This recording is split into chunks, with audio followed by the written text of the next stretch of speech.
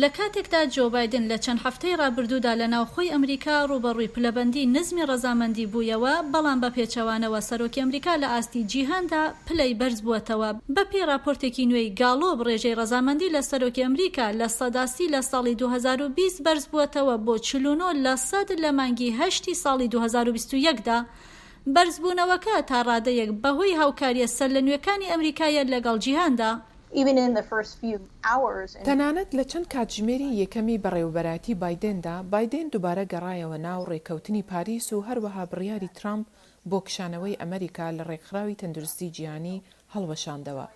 من پێم وایە ئەو هەنگاوانە بەڕاستی پێشاندەری ئەو هیوایە بوون کە زۆرێک لە هاوپەیمانەکان بە دوایدا دەگەڕان.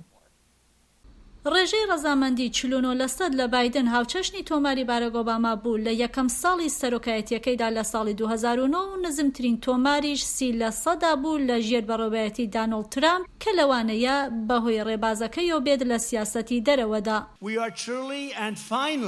ئێمە بەڕاستی و لە کۆتاییدا ئەمریکا دەخەینە پێش هەموو شتێک. راپۆرتی گاڵۆب پیشاندەری ئەوەیە کە پەیامەکانی بایدن لە جیهاندا پێشوازێکی زۆرتری لێکراوە. ئەمریکا گەڕاوەتەوە، دیبلۆماسی گەڕاوەتەوە.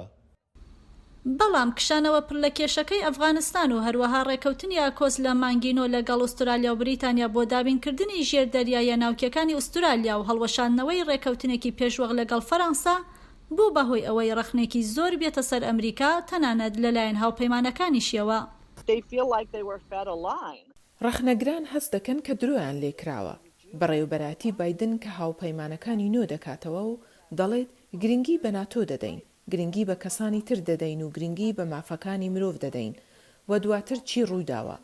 کاتێک قسە لە ئەفغانستان دەکەین و لە ڕێکەوتنی ئاکۆس لەگەڵ ئوسترالیا دەتوانین بڵین ئێمە پارەی خۆمان بە فیڕۆداوە و ئەمەش بەڕاستی کێشە دروست دەکات.